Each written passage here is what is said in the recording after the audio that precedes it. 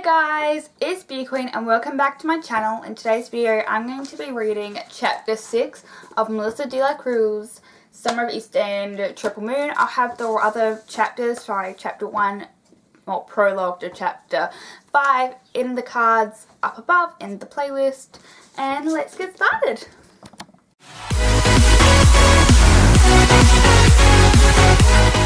So let's just remove the cover because I don't want that getting ruined because this is a second edition. So, number 6. I Knew You Were Trouble, Part 1. Oh god, please don't say it's going to be multiple parts. What the hell? I'm very confused. That's chapter 15. Shh. Please say there's only 2 parts. I hate books with multiple parts. Yep, there's only going to be 2 parts. Alright, so Molly sat cross-legged on one of the deep red valet puffs worn throughout the immense candlelight ballroom of Fairhaven in order to receive the weary bodies of its dancing guests. There was an eternal band playing salsa, tangos, and merengues. She and Stress had been twirling across the dance floor for 7 numbers, and she had sent him to get her another drink as she sunk into the plush cushions and let the breeze from the open windows waft over her. The scent of lilacs from the lavish bushes just outside filled her senses. She was deeply content for about 5 minutes. Where the hell was he? Okay, so he had made a cute comment about needing some extra time to track down another bottle of vintage champagne, but there was no excuse to leave her alone for this long. It was his house, wasn't it? Shouldn't he have unfettered access to the best of the booze and a direct line to the staff? If he wasn't back soon, she was going to leave the room, and he would have to search for her if he wanted to see her again this evening. No one kept Molly Overbrook waiting. She looked around her at the swirling couples and began to feel a familiar itch to perform one of her signature party tricks. Like slipping potions into drinks to remove all inhabitants, or breaking spaghetti straps with the force of her gaze so that cocktail dresses fell to the floor. She essentially liked to undo the work of Botox over the course of a few minutes so that dozens of women, unbeknownst to themselves, would erupt in wrinkles, creases, and worry lines. Each one of them would start smugly thinking about all of her friends had suddenly aged, and each would look great around herself until she got home, looked in the mirror, and screamed. By the morning after the party, the spell would have worn off, the offending wrinkles would be frozen again, and the whole thing would be like a distant nightmare. But it was fun while it lasted. Molly, of course, would never need Botox. She and Marty would remain fresh-faced ever after. Daddy was forever just shy of 50, and Ingrid would always present around 27 and 32. Molly wondered, though, about the half-mortal kids. Would they go one way or the other?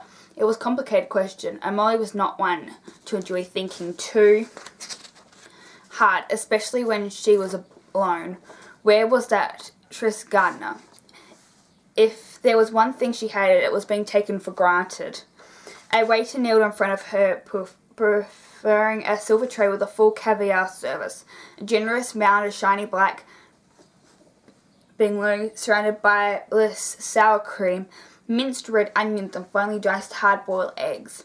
He handed Molly a china plate, and she went around delicately assembling 2 perfect binions, trying to starve off the sting of rejection. As the rich, salty burst of flavour swirled through her mouth, a fresh vision from the past rose up inside her, vivid and urgent. There had been an obscene amount of caviar at Crazy Night in New York at Brent Fraley's. The luxurious taste among the plush feel of velvet on her skin sparkled her senses, giving rise to a whole new layer of memory. As the music and dances blurred around her, she began to recall more of the buried details of that fateful party. That cool April night, the first buds on the tree lining Park Avenue came flooding back to her. Both Molly and Marty suspected that Brent was one of them, a warlock. There was something supernatural about his charm, but he hadn't given them any clear indication, and so they all 3 danced around the possibility. The twins had never been attracted to the same guy before, and Molly couldn't imagine that Marty would be interested in someone as mainstream rich as Brent. but he seemed to know how to engage Marty, and Molly didn't like this one fact one bit. That mysterious night, searching to ground herself for the familiar sensation, she'd felt her right hand for her ring. It wasn't there. Had she passed it to Mandy without noticing?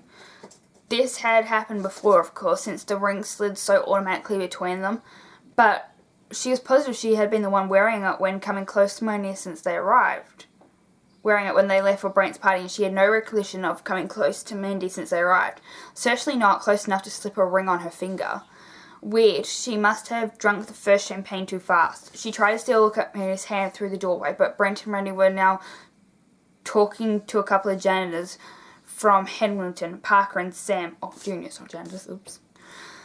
She thought their names were. They were a freshly minted couple hanging all over each other. Their conjoined bodies blocked Molly's view of her sister. After this, her mental image of the party grew fuzzy again. Her vision began to ebb.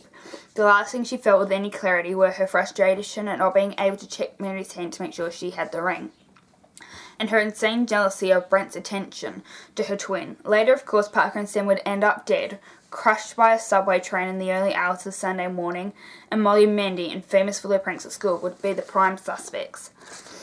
But Molly knew she and her twin had nothing against either Parker or Sam, and she had no memory of the accident. Her sole lingering sensation was one of the strange powerlessness.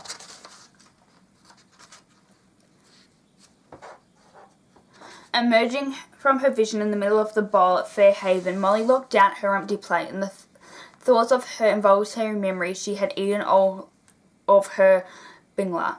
All around her, the Fairhaven ballroom for a substantial object in which she would take out her rage. Wait, what? Molly looked around her empty plate. All around her, the Fairhaven ballroom came back into focus. The candles, the valet, the dancers, the sparkling drinks, the scent of lilacs through the open window. It was all perfection, except for one thing. Tris Gardner was still not back at her side, annoyingly. Like her sister, Molly had a quick temper. She looked around the ballroom for a suitable object on which to take out her rage. She envisioned shattering the lead plate windows that had been the most expensive aspect of the renovation, according to Tris, or she could send one of the brand new Swarovski crystal chandeliers crashing down among the dancers. Or she could pierce the giant silver punch bowl on the buffet table with 100 tiny holes turning into a strainer. Or the blooded liquid would flood all over the freshly finished ebony floors. Perhaps she could set the sweet-smelling light bush outside aflame. That would be kind of fun.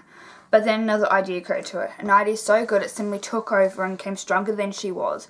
Before she could stop herself, everyone dancing at the party, and there were at least a dozen of them, grabbed their stomach and started to heave violently, turning the dance floor into a silk of vomit.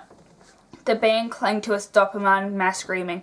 It's the oysters, it's the scallops, it's the shrimp. Everybody call an ambulance. Molly surveyed the ensuing chaos with the calm one. It was the calm of one who had given expression to a violent impulse and no longer felt any pressure building inside her. Her pent-up anger released. The world felt light again. Nothing could touch it, certainly not some vain, hideously boy. Breezily, Molly rose from the velvet cushion and strutted along the black-clad staff rushing to the scene with mops, buckets and towels. The guests, bewildered, were looking down at their ruined dresses and shoes. Molly chuckled to itself. It wasn't everyone who could cause sudden stomach flu. What do you think you're doing, young lady? Ingrid was blocking Molly's path, shaking her head so hard the blonde strands were falling from her bun, giving her an ironic beauty in the burst of her anger. What are you talking about, Molly? Twirled her thick gold chain and battered her dark eyes in a parody of innocence. I may be many things, Molly, but I'm not stupid. I know that was you, Ingrid whispered furiously. Taking Molly by the arm and leading her firmly into the garden out of the earshot of the traumatized party guests. Quill, buzzkill, Molly realized there was no point in trying to lie to Ingrid, so she took a different task. Okay, look, I'm sorry. I can't control myself. I was dealing with some negative feelings just now, some really tough stuff with Daddy, and I have to work through. Sometimes the magic just flows, you know? Actually, kid, there is really no excuse for making people vomit in union. None whatsoever. I don't care how miserable you are. Obviously, you've no sense of what it's like to be raised by a single parent. In truth, dear, I do. But that's another story. And it's not that we're talking about here.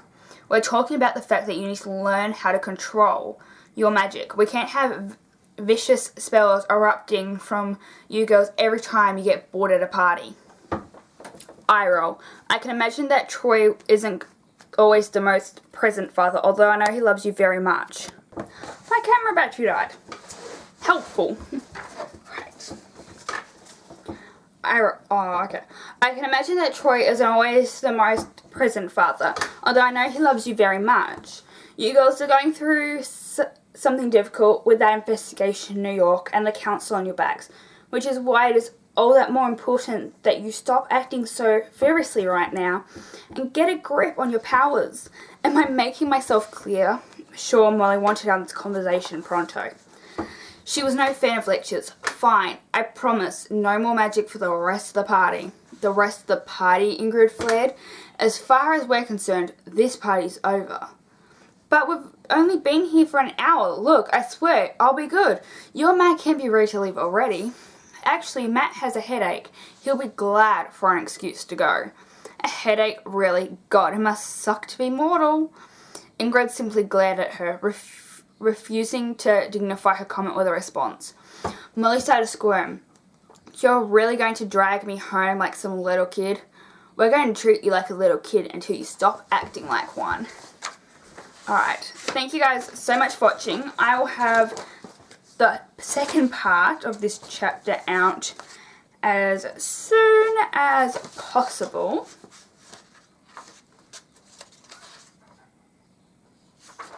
And yeah, thank you guys so much for watching. Don't forget to like, comment and subscribe. I upload every weekday at 1 p.m. New Zealand Standard Time. Hit that notification bell when you've subscribed to make sure you get updated when I upload. And bye guys!